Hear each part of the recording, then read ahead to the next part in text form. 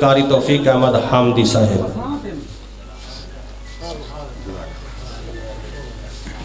بسم اللہ خان صاحب، کیا بات ہے۔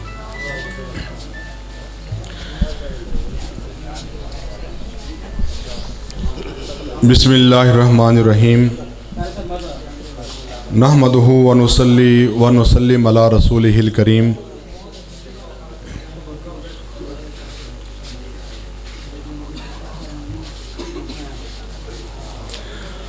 اما بعد فاعوذ باللہ من الشیطان الرجیم، بسم اللہ الرحمن الرحیم۔ ان اللہ وملائکتہ یصلون علی النبی یا ایہا الذین آمنوا صلوا علیہ وسلموا تسلیما۔ بلند آواز سے پڑھ لیجئے، اللہم صلی علی سیدنا و مولانا محمد وعلی آل سیدنا و اصحاب سیدنا و مولانا محمد وبارک وسلم وصلی علیہ۔ حضرات گرامی، آپ تمام احباب جانتے ہیں کہ آج کی یہ عظیم و شان اور روح پرور محفل پاک تکمیل قرآن پاک کے حوالے سے انعقاد پذیر ہے، اور رمضان المبارک کی بابرکت گھڑیاں ہیں۔ حضور کے ثنا خواں حضرات اور علماء کرام کا جمع غفیر ہے۔ خصوصی طور پر دعا فرمائیں، اللہ تبارک و تعالی ہمارے بھائی شاہ زیب خان صاحب، جہاں زیب خان صاحب، ان کا یہ خلوص اللہ اپنی بارگاہ میں قبول فرمائے۔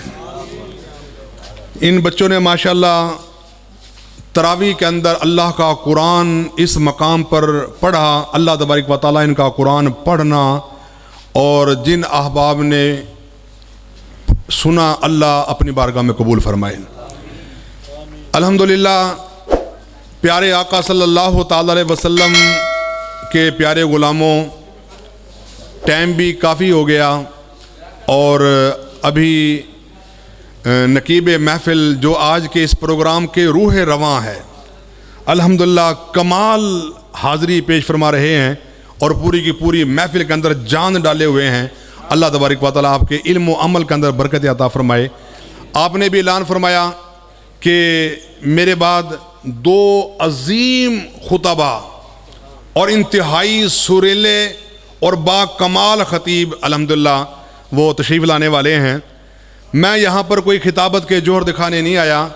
میرے محترم جناب حکیم افتخار احمد صاحب، یہ میرے بڑے جان نثار ساتھی ہیں، انہوں نے حکم دیا خان صاحب کی طرف سے کہ قاری صاحب آپ نے وہاں پہ کچھ بیان کرنا ہے۔ میں صرف ایک دو باتیں جہاں سے یہ خان صاحب ماشاءاللہ اپنے بڑی کمال انداز کے اندر گفتگو فرما رہے تھے، اور اپنے دل کا جو درد ہے نا وہ آپ کے سامنے بیان کر رہے تھے۔ اور حقیقت بات یہی ہے کہ حقیقت کے اندر آج قرآن سے دوری جو ہے، آج یہی بڑا سبب ہے آج ہماری تنزلی کا، آج پریشانی کا۔ آج ہر بندہ پریشان آپ کو دکھائی دے گا۔ آج ہر بندہ کوئی مہنگائی کے ہاتھوں پریشان ہے، کوئی گھریلو جھگڑوں کی وجہ سے پریشان ہے، کوئی انسان کسی طرح سے پریشان ہے۔ یہ پریشانی کا سبب جو ہے، یقیناً یہ سبب یہی ہے کہ ہم نے قرآن سے دوری اختیار کر لی ہے۔ ہم قرآن سے دور ہو گئے ہیں، اور جب تک ہم قرآن کے ساتھ وابستہ رہیں گے تو الحمدللہ اللہ تبارک و تعالیٰ کی کرم نوازیاں ہوتی ہیں، اور جب بندہ قرآن سے دوری اختیار کرتا ہے تو پھر یہی حال ہوتے ہیں جو آج ہم جن حالات سے گزر رہے ہیں۔ میں صرف ایک دو بات، آج سوشل میڈیا کا دور ہے، آج انٹرنیٹ کا دور ہے، اور یہ بہت بڑا المیہ ہے کہ آج ہمارے پاس فیس بک کے لیے، واٹس ایپ کے لیے گھنٹوں درکار ہیں۔ اکثر جب ہم پروگرام سے یقین کیجئے جب اپنے گھر واپس لوٹتے ہیں تو راستے میں دیکھتے ہیں کہ بڑے بڑے نوجوان، یقین کیجئے موبائل سامنے ہوتا ہے، اور رات کا آخری حصہ جو ہے وہ گلیوں بازاروں کے اندر بیٹھ کر اور उस नेट के अंदर इतना मसरूफ़ होते हैं, उन्हें पता नहीं चलता कि पास से गुजर कौन रहा है। आज इतना टाइम हमारे पास वेस्ट करने के लिए है, अगर टाइम नहीं है तो अल्लाह के कुरान की तिलावत के लिए टाइम नहीं है। आज अल्लाह का कुरान की तिलावत से आज हम इतने दूर हो गए हैं। वो ना एक स्कूल के अंदर एक उस्ताद ने बच्चों को कहा कि बेटा घर जाएं जब, तो घर के अंदर कुछ किताबें ऐसी होती हैं जो आम तौर पर पढ़ी नहीं जाती, फालतू किताब हो, जिन्हें घर में कोई पढ़ता ना हो, वो किताबें कल अपने घर से ले आना। और कुछ ऐसे बच्चे हैं जो किताबें ख़रीद नहीं सकते, चलो वो किताबें उन्हें डोनेट कर देंगे, वो बच्चे किताबें पढ़ लेंगे, फ़ायदा होगा। अब तमाम के तमाम बच्चे घरों को चले गए। अब अगले रोज़ जब स्कूल टाइम हुआ, उस्ताद ने बच्चों से पूछा, बेटा मैंने कल किताब लाने के लिए कहा था, वो किताबें जो घर के अंदर पढ़ी नहीं जाती, फालतू किताबें हैं, क्या तुम लेकर आए? तो वो बच्चे बड़ी मासूमियत के साथ बोले, हाँ उस्ताद मोहतरम वो किताब लेकर आए हैं। एक बच्चे से कहा वो किताब मुझे दें। बच्चे ने बड़ी मासूमियत के साथ अपने बैग की जिप खोली और अल्लाह का कुरान निकाल कर उस्ताद के सामने रख दिया। कुरान सामने रख दिया। बेटा मैंने तो वो किताब मंगवाई थी जो घरों में पढ़ी ना जाती हो। अब दूसरे बच्चे से जब पूछा तो दूसरे बच्चे ने भी बड़ी मासूमियत के साथ अपने बैग से अल्लाह का कुरान निकाल कर सामने रख दिया। उस्ताद ने पूछा बेटा ये क्या है? तो बच्चे बड़ी मासूमियत से बोले, ऐ उस्ताद मोहतरम हमारे घर के अंदर एक यही तो किताब है जिसे कोई पढ़ने वाला ही नहीं है, जिसकी कोई तिलावत करने वाला ही नहीं है। सारी किताबें तो घर में पढ़ी जाती हैं, लेकिन ये वाहिद ऐसी किताब हमारे घर के अंदर है जिसे आज तक हमने किसी को पढ़ते हुए नहीं देखा है। आज ये आलम है हमारा, इतना दूर हो गए हैं हम अल्लाह के कुरान से। ये खान साहबान अल्हम्दुलिल्लाह मुबारकबाद के मुस्तहिक हैं कि जिन्होंने आज अपने डेरे पर आज अल्लाह के कुरान की तकरीब सजाई हुई है। अल्लाह के कुरान का जिक्र अल्हम्दुलिल्लाह यहाँ पर हो रहा है। वो जो ना मियाँ बीवी आपस में गुफ्तगू कर रहे थे। अब मियाँ कहने लगा अपनी बीवी से कि रमज़ान शरीफ का महीना है, हमारे जो इमाम मस्जिद हैं उनकी सारे लोग जो हैं वो इफ्तारी का एहतमाम कर रहे हैं, चलो हम भी अपने इमाम साहब को अपने घर इफ्तारी के लिए बुला लेते हैं। तवज्जो मेरी तरफ। अब जब बीवी कहने लगी बड़ी अच्छी बात है, वो हमारे मोहल्ले के बच्चों के उस्ताद हैं, वो हमारी मस्जिद के इमाम हैं और उनके सीने में अल्लाह का कुरान है, चलो हमारे घर के अंदर आएंगी, बरकतें होंगी, चलो जाओ उसको दावत देकर आओ। अब वो शख्स गया और अपने इमाम साहब से जाकर कहने लगा कि आज की इफ्तारी मेरे घर है। इमाम साहब जो थे उसके घर चले गए, बड़ा आला उसने एहतमाम किया, बड़ा बेहतरीन इंतज़ाम किया। और जब इफ्तारी हो चुकी तो इमाम साहब इफ्तारी करने के बाद नमाज़ पढ़ाने के लिए मस्जिद में चले गए। जब मस्जिद में नमाज़ पढ़ने के लिए गए तो वो जो शख्स साहिब दावत था वो भी साथ चला गया। अब जब नमाज पढ़ने के बाद वो बंदा जब अपने घर आया ना, तो उसकी बीवी सर पकड़ के बैठी थी, बड़ा परेशानी के आलम में बैठी थी। उसने अपनी बीवी से पूछा क्यों परेशान है? तो वो कहने लगी कि बड़ा गज़ब हो गया कि आज जो तुम तनख्वाह लेकर आए थे, जो पैसे आज पूरे महीने के तुम लेकर आए थे, मैंने सामने मेज़ पे रखे थे और मैं उठाना भूल गई, लेकिन अब जब मैं वहाँ पर पहुँची तो वो मेज़ पर पैसे मौजूद नहीं हैं, वो सारे के सारे पैसे गायब हैं।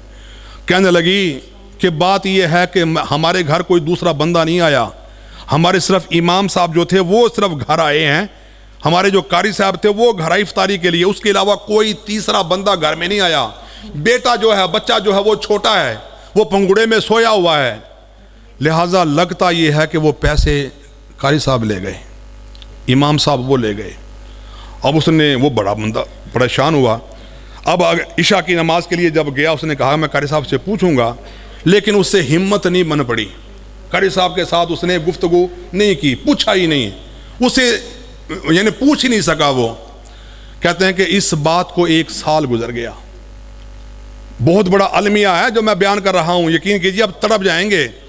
1 سال گزر گیا، البتہ اس نے ایک کام شروع کیا کہ اپنے پہلے تو اکثر نا استاد کے پاس بیٹھا کرتا تھا، مسئلے مسائل پر بحث ہوا کرتی تھی، استاد کے ساتھ بیٹھ کر گفتگو کیا کرتا تھا، پیار محبت کی باتیں کیا کرتا تھا۔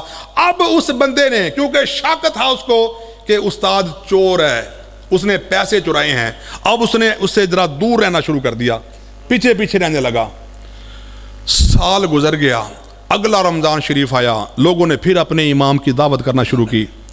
جب وہ شخص دوبارہ پھر اپنی بیوی کے پاس گیا، کہنے لگا کہ اے میری بیوی، جو ہونا تو وہ تو ہو گیا، جو پیسے اب تو واپس تو نہیں آنے والے ہیں، چلو اس سال پھر ہم اپنے امام کی دعوت کر لیتے ہیں، آخر اس کے پیچھے نمازیں پڑھتے ہیں۔ بیوی کہنے لگے چلو ٹھیک ہے، اس کو آپ دعوت دیں۔ کہتے ہیں کہ اسے دعوت دینے کے لیے جب گیا، امام صاحب نے قبول کیا۔ اگلے سال جو ہیں وہ افطاری پر پھر امام صاحب تشریف لے آئے۔ جب تشریف لائے نا، افطاری کا اہتمام کر لیا گیا۔ افطاری کرنے کے بعد امام صاحب جب جانے لگے تو اس بندے نے پوچھ ہی لیا، کہنے لگا قاری صاحب ایک بات پوچھوں؟ فرمایا ہاں پوچھ۔ آپ کو ذرا علم تو ہوگا کہ میں آپ سے ذرا ہٹ کے دور دور رہتا ہوں۔ امام صاحب فرمانے لگے ہاں یار میں نے محسوس تو کیا ہے، لیکن میرے پاس وہ مصروفیت اتنی ہے، مسجد کے معاملات ہیں، گھر کے معاملات ہیں، نمازیوں کے معاملات ہیں، یار میں تو اسے پوچھ ہی نہیں سکا یار کیا بات تھی، کیوں مجھ سے دور دور رہتا تھا۔ تو اب وہ کہنے لگا استاد محترم، پچھلے سال جب آپ میرے پاس دعوت پر آئے تھے، افطاری پر آئے تھے، تو کیا میز پر پیسے پڑے تھے؟ امام صاحب کہیں گے ہاں پڑے تھے۔ کیا آپ نے اٹھائے ہیں؟ ہاں میں نے اٹھائے ہیں۔ بس اتنی جب بات ہوئی نا، اس کے پاؤں نیچے سے زمین نکل گئی۔ کہنے لگا، پہلے تو شک تھا نا، اب تو پکی بات ہو گئی۔ کہنے لگا قاری صاحب اگر آپ کو پیسے چاہیے تھے وہ آپ مجھ سے لے لیتے، آپ نے چوری کیوں کی؟ جب اتنی بات امام صاحب نے سنی، اپنے ماتھے پر ہاتھ مارا اور کہنے لگا یار وہ جو سامنے طاق کے اندر قرآن پاک پڑا ہے وہ قرآن تو ذرا لے کر آ۔ وہ بندہ دوڑتا ہوا گیا، قرآن پاک لا کر اپنے امام کے سامنے رکھ دیا۔ امام صاحب نے اللہ کا قرآن کھولا، وہ سارے پیسے قرآن کے اندر موجود تھے۔ پیسے نکال کر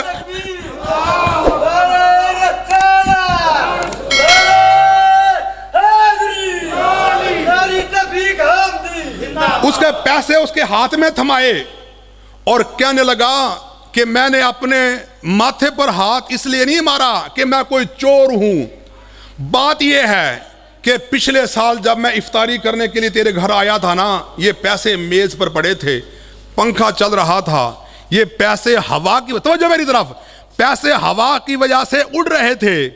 میں نے سوچا کہ اگر یہ پیسے اڑ کر کسی قالین کے نیچے چلے گئے یا بیڈ کے نیچے چلے گئے، قالین تو بندہ سالوں کے بعد اٹھاتا ہے، بیڈ کے نیچے تو بندہ سال کے بعد صفائی کرتا ہے، اس لیے میں نے یہ پیسے اللہ کے قرآن میں رکھ دیے تھے کہ چلو قرآن تو بندہ پڑھتا ہی ہے نا، 1 یا 2 دن کے بعد جب قرآن کھولے گا تو اللہ کے حکم سے یہ پیسے آپ کو مل جائیں گے، اس لیے میں نے یہ پیسے قرآن پاک میں رکھے تھے۔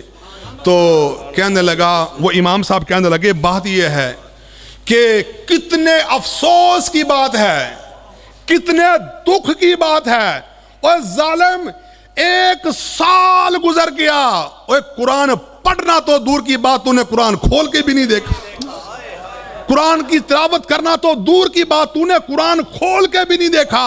قرآن آج ہم نے اپنے گھروں کے اندر سجا کے تو رکھا ہے، ہر گھر میں آپ کو قرآن نظر آئے گا، ہر گھر کے کمرے میں قرآن نظر آئے گا، لیکن قرآن پڑھنے والا کوئی نظر نہیں آتا، قرآن کی تلاوت کرنے والا کوئی بندہ نظر نہیں آتا۔ آج یہ وجہ یہی ہے، آج ہماری تنزلی کی وجہ یہی ہے، آج کیوں مسلمان پس رہا ہے، آج یہ قرآن سے دوری ہو رہی ہے۔ اور بالکل آخری بات کہ قرآن پاک یہ وہ عظیم کتاب ہے کہ قرآن پاک کی تلاوت بھی عبادت ہے، قرآن پاک کو سننا بھی عبادت ہے، ارے قرآن کو دیکھنا بھی عبادت ہے۔ اور یہ قرآن ایسی کتاب ہے، یہ دنیا کا بھی ساتھی ہے، جب سارے بندے منہ موڑ لیتے ہیں، جب بندہ پر آتی ہے نا جب بندہ غریب ہوتا ہے اپنے پرائے سارے منہ موڑ لیتے ہیں. ارے اس وقت بھی اگر کام آتا ہے تو اللہ کا قرآن کام آتا ہے, اللہ کا قرآن کام آتا ہے. قرآن قبر میں بھی کام آتے گا, قرآن حشر میں بھی کام آئے گا. صرف 3 منٹ کے اندر اندر میں جلدی اپنی بات کو قبلہ سمیٹ لوں, کیونکہ بڑے بڑے خطیب حضرات میرے بیک پر جو ہیں موجود ہیں. کہ سرکار کی بارگاہ میں ایک شخص آیا, یا رسول اللہ صلی اللہ تعالیٰ علیہ وسلم بڑا پریشان ہوں, ایک وقت کا کھانا ہوتا ہے, دوسرا ٹائم وقت فاقے سے گزر جاتا ہے, سونیاں بچے جو ہیں بھوکے سو جاتے ہیں, کوئی وظیفہ تو بتا دیں.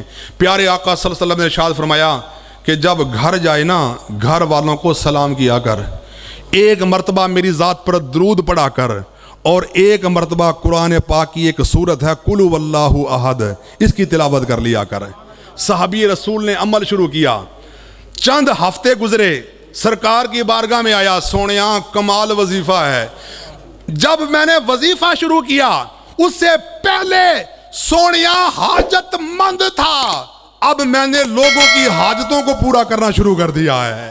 پہلے میں ضرورت مند تھا, اب لوگوں کی ضرورتیں میرے گھر سے پوری ہوتی ہیں. کیا پڑھا تھا؟ فرمایا قل هو اللہ احد. وہ قرآن پاک کی ایک سورت کا کمال یہ ہے کہ حاجت مندوں کو حاجت روا بنا دیتی ہے. قرآن کی ایک سورت کا کمال یہ ہے تو 114 سورتوں کا کمال کیا ہوگا. یہ اتنی عظیم کتاب ہے قرآن پاک, اس کی تلاوت کیا کریں, اپنے بچوں کو اللہ کا قرآن پڑھائیں. اللہ تبارک و تعالیٰ میری اس مختصر سی حاضری کو اپنی بارگاہ میں قبول فرمائے. اللہ ہمارے خان صاحب, اللہ تبارک و تعالیٰ آپ کو مزید عزت عطا فرمائے, اللہ آپ کا وقار بلند کرے, اور قرآن کی یہ سلسلہ جو ہے یہ قیامت کی اسی طریقے سے جاری و ساری رہے. وما علیکم.